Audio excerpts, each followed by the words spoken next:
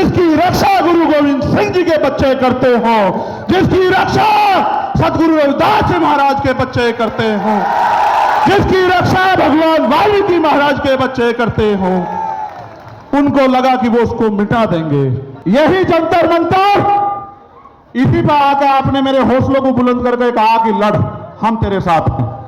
और वो दिन है, राज का दिन है, चाहे मैं सीएम तेरा नारसी में जेल गया हूं, चाहे मैं ऐसी एक ताकत को लेकर गुरु रविदास घर की तरफ चल दिया था, जब इन्होंने मेरी 250 लाठी मार कर खाल उतार दिए कि सच्चो साहब अब तो एसीपी हो गए। जहां रात को मुझे जानवर की तरफ मार कर गिरा गया, वो यही खड़े हैं। जिसने 1 इंच भी साथ दिया, कतरा कतरा उसके लिए बहा दूंगा। लेकिन जिसने मेरे लोगों को सताया, जब रहोगे, और दिल्ली में आज आपने इतिहास लिखकर दोबारा दिखा दिया मेरे लोगों, मुझे गर्व है आपके ऊपर। तो जब मैं पहली बार जेल गया, आपको पता है कि मैं जब भी जेल गया, मैं अपनी व्यक्तिगत लड़ाई में कभी नहीं गया। आप इस बात को जानते हैं, मेरा समाज इस बात को जानता है। अगर मैं झूठ कह रहा हूं तो समाज हाथ उठा के बतावे कि मैं गलत कह रहा हूं क्या। जब मैं पहली बार जेल गया, और जाने से पहले जब पूरी सरकार मेरे पीछे पड़ी हुई थी और यह कहा जा रहा था, डीजीपी का एक बयान आया रेडी लॉ एंड ऑर्डर का, कह रहे सरेंडर नहीं कर देंगे चंद्रशेखर को। वो ये संदेश दे रहे थे कि हम इसका इनकाउंटर करके समाज को संदेश देंगे कि कोई भी अगर सरकार के खिलाफ खड़ा होगा, हम उस आवाज को हमेशा के लिए बंद कर देंगे। लेकिन फिर 21 मई 2017 को आप मेरे समाज के सिर माथे सारे लोगों ने आके यही जंतर मंतर, इसी पर आकर आपने मेरे हौसलों को बुलंद करके कहा कि लड़, हम तेरे साथ हैं।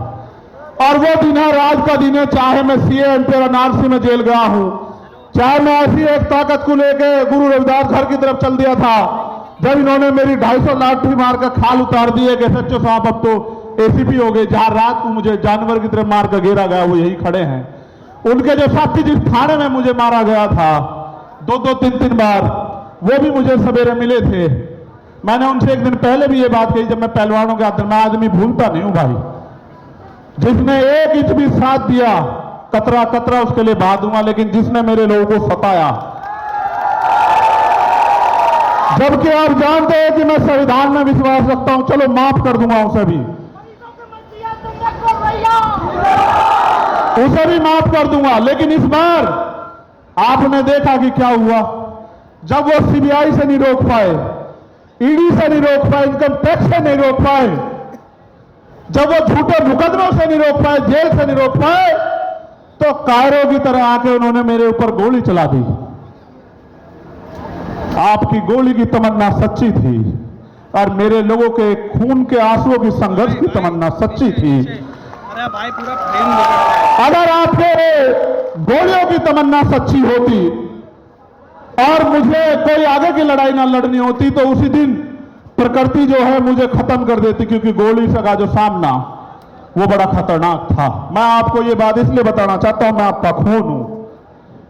मैं कल भी था रहा था, आज भी था रहा हूं, और चाहे फर्श पर रहूं या अर्श पर रहूं या मिट जाऊं, मेरे खून का एक एक कतरा आपके स्वाभिमान सम्मान के लिए हमेशा खर्च होगा। मेरी बात को याद रखना। लोगों ने कितना गुमराह किया आपको, क्या क्या नहीं बताया, क्या क्या नहीं आरोप लगाए,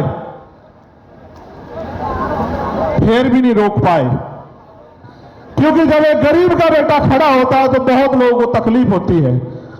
लोगों को लगता है कि ये देश अमीरों का है और अमीर इस देश में राज करेंगे, और गरीब जो है वो खून के आंसू रोएगा। मैं आपको ये कहना चाहता हूं कि वो दिन दूर नहीं, गरीब इस देश में खून के आंसू रोने का नहीं, और गरीब इस देश में राज करेगा, ये बात लेके हम लोग सड़कों पर निकलते हैं। और हम तो हर दिन को आखिरी दिन मानते हैं। बात मेरी उसकी नहीं थी। जब मैं ज्ञापन पढ़ूंगा आपको पता लग जाएगा कि मैं अपनी लड़ाई लड़ने के लिए आया, या मैं अपनी सुरक्षा की मांग करने आया, या मैं सीबीआई जांच की मांग करने आया। मैं आपको बता दूंगा। मैंने समाज को इसलिए बुलाया अपने नाम से, क्योंकि मैं जानता हूं कि चाहे आप पे एक रोटी कम हो, चाहे आपको पानी ना मिले, चाहे गर्मी आपको कितनी परेशान कर रही हो, लेकिन आप मेरी बात के साथ खड़े रहोगे। और दिल्ली में आज आपने इतिहास लिखकर दोबारा दिखा दिया मेरे लोगों, मुझे गर्व है आपके ऊपर। मुझे गर्व है कि मैं गरेट समाज में जन्मा था, मेरा समाज गरेट है और मेरा समाज सम्राट अशोक की तरह गरेट रहेगा। मुझे इस बात का गर्व। यह बात मैंने आपको इसलिए बताई कि आज के जो हालात है ना, इन हालातों में गरीब के बेटे को रोकना जो ईमानदार भी है और संघर्षशील भी है और जिसके गले में पट्टा नहीं है किसी का, वो बड़ा खतरनाक है। जब मैं कहता हूं ना, मुझे आदत है, हम पश्चिम के लोग हैं, तो भाई आप इसे हम ही मानना करो, ठीक है? इसे आप हम मानना करो सारी, क्योंकि भाई मैं भी तो भीम आर्मी का आपकी तरह सिपाही हूं, एक छोटा सा। सबसे पहले मैं धन्यवाद दूंगा जो पैदल चल के आए, दोनों हाथ उठा के उनका बहुत बहुत धन्यवाद। फिर मैं धन्यवाद दूंगा उनका जो साइकिल से आए। फिर मैं धन्यवाद दूंगा उनका जो बारिश में भीगे, तमाम तरह की मुसीबतों का सामना करा, उनका हौसला नहीं डिगा, जिन्होंने औरों को भी प्रेरित किया। और फिर मैं धन्यवाद दूंगा जो बस से आए, ट्रेन से आए, कैसे कैसे आए, भूखे पेट आए, कैसे आए। मैं आज अपने परिवार के बीच में हूं, नेता नहीं हूं, यहां आपका खून हूं। मैं आपसे एक सवाल पूछना चाहता हूं बात की शुरुआत में ही।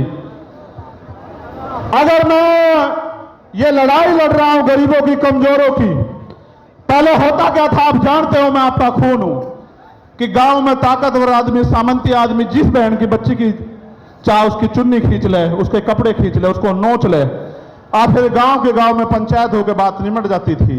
किसी की बारात रोक दो, किसी के ऊपर पेशाब कर दो, किसी को थूक दो, किसी पे थूक चटवा दो, किसी की मूंछ काट लो, किसी की पानी छूने पे हत्या कर दो। तो पहले ये ताकतवर लोग था, उनका जन्मसिद्ध अधिकार है। मगर जब से भीम आर्मी के सच्चे पहरेदार मैदान में आए हैं देश के अंदर, वो कर तो देते हैं घमंड में, लेकिन उन्हें नू नहीं पता, उनकी मां भी नहीं बचा सकती उन्हें। फिर सरकार तो बहुत बड़ी बात है। फिर वो जाते हैं जेल। जब वो जेल जाते हैं तो वहां बैठ के वो सोचते हैं कि हम किसकी वजह से जेल जा रहे हैं। तो जब वो जेल जाते हैं तो फिर वो क्या करते हैं पता है? वो जेल जाके ये कहते हैं बाहर निकलते कि इस आदमी को निपटाओ, वरना तो हमारा एक छत्र जो अधिकार है वो खत्म हो जाएगा इस देश में। उन्होंने शुरुआत ये यहां नहीं की, उन्होंने शुरुआत बिहार में की, जब भाई राकेश पासवान को उन्होंने 20 गोली मारी। हम समझ नहीं पाए, 20 गोली मारने के बाद उन्हें लगा ये डर जाएंगे, लेकिन आप डरे नहीं। फिर उन्होंने विदिशा में हमारे जिला अध्यक्ष भाई चरण सिंह की हत्या करी, फिर भी नहीं हम डरे। हम आंदोलन में आए, हमारी जान चली गई, तब भी नहीं डरे। फिर उन्हें लगा कि भाई जड़ ही काटो, टहने भी मजबूत हैं, जड़ भी मजबूत है, पत्ते भी मजबूत है, भाई जड़ ही काटो। तो बाबा साहब वाले रुकने के नहीं। तो जड़ काटने का वो क्या था कि चंद्रशेखर आजाद को निपटा दो।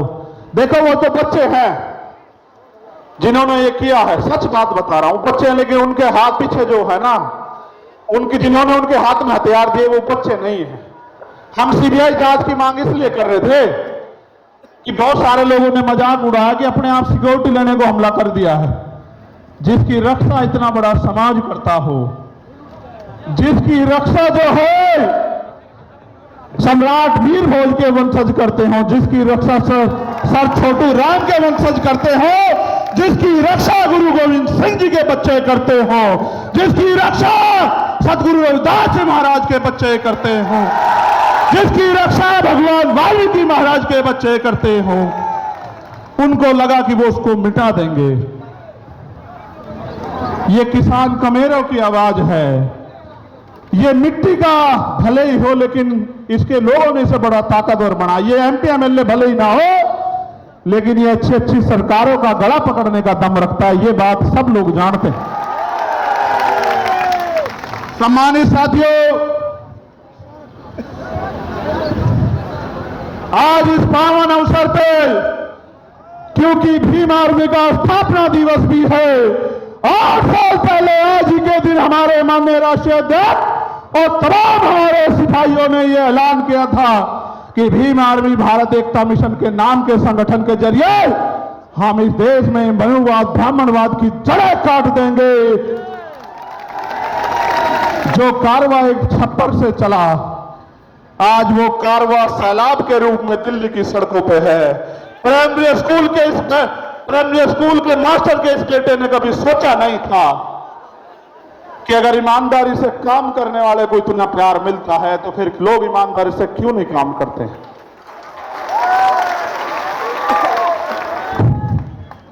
तो मैं इस पावन अवसर पे बहुजन समाज में जन्मे सभी संतों, गुरुओं, महापुरुषों को नमन करता हूं। भगवान बुद्ध, सदगुरु रविदास जी महाराज, गुरु नानक देव, संत कबीर, भगवान वाल्मीकि महाराज, गुरु घासीदास, राष्ट्रपिता ज्योतिबा फूले, छत्रपति साहू जी महाराज, बाबा साहब अंबेडकर, नारायणा गुरु संत गाडगे जी महाराज, चौधरी सर छोटू राम जी, कोतवाल धन सिंह गुर्जर जी, संत राम पीए प्रजापति जी, महामना रामसू वर्मा जी, बाबू जगदेव प्रसाद कुशवाहा जी, इनको इसलिए याद करो ऐसी सभा में उनको गोली मार के खत्म किया गया था। वो ऐसे सिपाही, राष्ट्रपिता ज्योतिबा फूले की मूवमेंट के सिपाही जिनको मारने का काम जो है बिहार में किया गया था। जननायक कपूरी ठाकुर, मान्यवर काशीराम साहब, मान्यवर दीना माना वाल्मीकि साहब को नमन करता हूं। और सम्मानित साथियों, मुझे संदेश के तौर पर आपको यह कहना है, मैं आपसे पहले पूछना चाहता हूं, क्या मैं कोई गलत लड़ाई लड़ रहा हूं? नहीं, दोनों हाथ उठा के बताओ। एक चीज और बता दो पहले ही, बात पक्की करके चलेंगे आज। खुश रहो, खुश रहो। बेटियां पैर नहीं छुआ करती, बेटियों के दो हाथ सर पर रहने चाहिए।